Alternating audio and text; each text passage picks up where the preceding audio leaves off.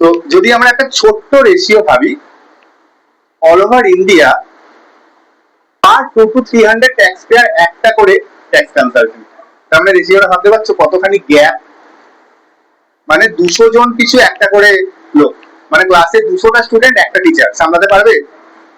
পারবে কি? পসিবল? সেটা কোনো যত বড় টিচারই হয়ে যাক না কেন, পারবে না, ইম্পসিবল। তো লাইক সেইরকম সিচুয়েশন আমাদের ইন্ডিয়াতে এখন।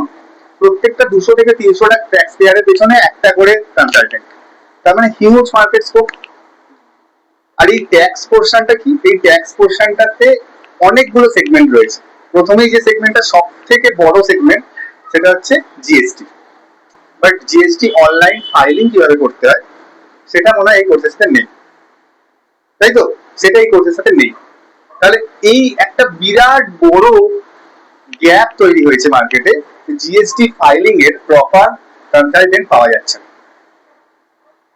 তো হিউজ স্কোপ জেনারেট করছে যদি তোমরা অ্যাকাউন্টসের সাথে সাথে ট্যাক্সটাকে গুরুত্ব দিয়ে শেখো। First point. সেকেন্ড কি? IDR, income tax return. Tax নিয়ে কথা বলছি, তো ট্যাক্স কি সেই ব্যাপারে কারো কিছু আইডিয়া? আমি একটা ছোট্ট স্টোরি বলছি, রিলেট করতে পারবে, সুবিধা হবে বুঝতে। সাপোজ একটা ফ্যামিলিতে 4টে ফ্যামিলি মেম্বার আছে। বাবা, মা, একটি ছেলে, একটি মেয়ে। এই 4টে ফ্যামিলি মেম্বার রয়েছে। বাবা এজ 50 ইয়ার্স, ওকে। যে ছেলে সে বড়, তার এজ 24 ইয়ার্স। তো বাবার ইনকাম ধরে নাও 30,000 পার মান্থ 30,000, এটা হচ্ছে বাবার ইনকাম। ঠিক আছে? তাহলে এই ইনকামের উপর বেস করে বাবা তার সংসারটা চালাচ্ছে, তার ছেলে মেয়েদের এডুকেশন খরচ, তার সমস্ত সংসারের খরচ, সমস্ত কিছু চালাচ্ছে।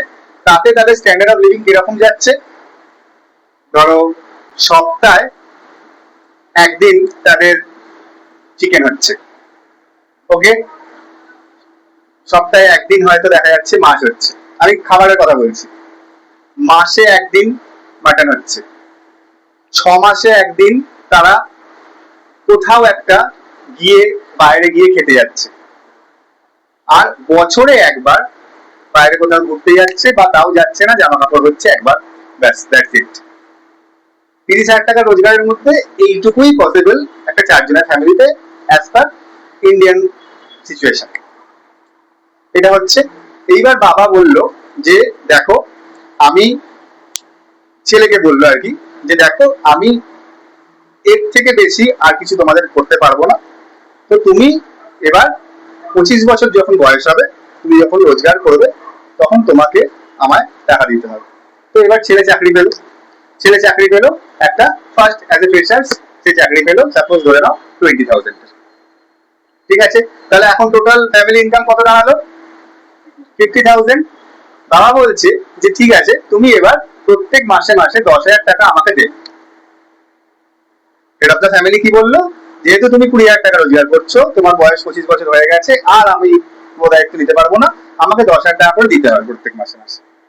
তাহলে এইবার কি হলো ফ্যামিলিটা? 10,000 টাকা যখন যেই বেড়ে গেল, তাহলে 30 থেকে এখন বাবার হাতে কত? 40,000। তাহলে এবার কি হচ্ছে? আগে সপ্তাহে একদিন মাছ হতো, এখন সপ্তাহে 2 দিন করে মাছ হচ্ছে। আগে মাসে একবার মাটন হতো, এখন 2বার হচ্ছে। আগে 6 মাসে একবার বাইরে যাওয়া হতো, এখন প্রত্যেক 2-3 মাস অন্তর অন্তর তারা ফ্যামিলি নিয়ে আউটিং যাচ্ছে, কোনো একটা রেস্টুরেন্টে গিয়ে খেয়ে আসছে।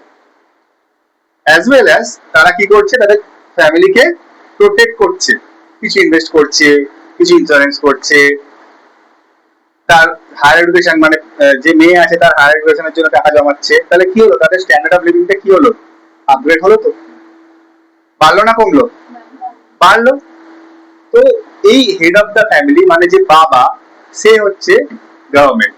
ধরে নাও গভর্নমেন্ট কি বলছে, একটা স্ল্যাবের পর যখনই তোমার ইনকাম বেড়ে যাবে, তার সিটিজেনদের কি বলছে, তাহলে আমাকে ট্যাক্স দিতে হবে। কখন ট্যাক্স দিতে হবে? যখন ইনকাম বেড়ে যাবে তখন। যতক্ষণ না তুমি ইনকাম করছো এবং সেটা সেই স্ল্যাবের মধ্যে থেকে বেরিয়ে যাচ্ছে, তখন পর্যন্ত ইনকাম ট্যাক্স তোমায় দিতে হবে না। এইটাকে আমরা খুব সহজ ভাষায় ট্যাক্স বা কর হিসেবে বলতেই পারি।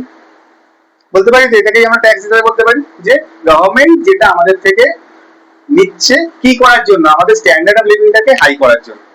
যদি গভর্নমেন্টকে আমরা ট্যাক্স না দিই, যদি চুরি করি ট্যাক্স, তাহলে কি হবে? ন্যাচারালি গভর্নমেন্ট আমাকে কি কি প্রোভাইড করে? এই রাস্তাঘাট প্রোভাইড করছে, স্কুল কলেজ প্রোভাইড করছে, হাসপাতাল প্রোভাইড করছে, তাই তো, ট্রান্সপোর্ট প্রোভাইড করছে। তাহলে এগুলো সব তো আরো নিচের দিকে যাবে, আমাদের কি লিভিংটা হাই হবে না লো হবে? লো হবে।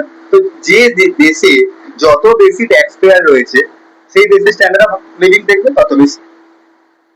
তো ইন্ডিয়া আস্তে আস্তে এগোচ্ছে, একদম বিশাল কিছু হয়ে যায়নি, কিন্তু হচ্ছে। তাহলে এই স্কোপটাকে আমাদের কাজে লাগাতে হবে। তাহলে মোটামুটি ট্যাক্স কি একটা আইডিয়া হলো। এবার ট্যাক্স দু রকমের, একটা হচ্ছে ডাইরেক্ট ট্যাক্স আর একটা হচ্ছে ইনডাইরেক্ট ট্যাক্স। ডাইরেক্ট ট্যাক্স কি? যে ট্যাক্সটা ডাইরেক্টলি গভর্নমেন্টকে দেওয়া হচ্ছে, যেমন ইনকাম ট্যাক্স, আমি এক্ষুনি এক্সাম্পল দিলাম। আর ইনডাইরেক্ট ট্যাক্স কি? যে ট্যাক্সটা আমি ডাইরেক্টলি দিচ্ছি না, আমি কিছু একটা কিনতে গেলাম, দোকানদারকে আমার ট্যাক্সটা দিয়ে এলাম। Example GST. যখন আমি ফোন কিনতে যাই, সাপোজ আমি একটা ফোন কিনবো, দোকানদার আমাকে বিল করলো, বা অনলাইন কিনলাম, অনলাইনে বিল হলো, বিলটা যখন এলো তখন কি আমি ফ্লিপকার্টকে 10,000 টাকা আর বাকি 2,000 টাকা কি গভর্নমেন্টের ওয়েবসাইটে গিয়ে জমা করি, না পুরো টাকাটাই আমি ফ্লিপকার্টকে দিয়ে দিই? তাহলে পুরো টাকাটাই আমি তো দিয়ে দিই 12,000 টাকা। এবার সে 10,000 টাকা নিজের কাছে রাখে, 2,000 টাকা গভর্নমেন্টকে জমা করে। এবার সেই জমা করার প্রসেসটা কি, সেটাই আমাদের এই কোর্সের মধ্যে রয়েছে। আশা করি ভিডিওটা তোমাদের ভালো লেগে থাকবে। একদম আমার ক্লাসের ডাইরেক্ট ভিডিও আজকে আমি আমার চ্যানেলে দিলাম। এই কোর্সটার ব্যাপারে আরও জানতে হলে সঙ্গে থাকো চ্যানেলের সাথে, সাবস্ক্রাইব করো অধিরাজ ফিল্ম একাডেমিকে। এবং আমি বলবো, কোর্সটা যদি করতে ইচ্ছুক হও তাহলে ডেসক্রিপশানে আমার দেওয়া নাম্বারে যোগাযোগ করতে পারো, অথবা এই ভিডিওতে কমেন্ট করে জানাতে পারো তোমাদের মতামত। নমস্কার।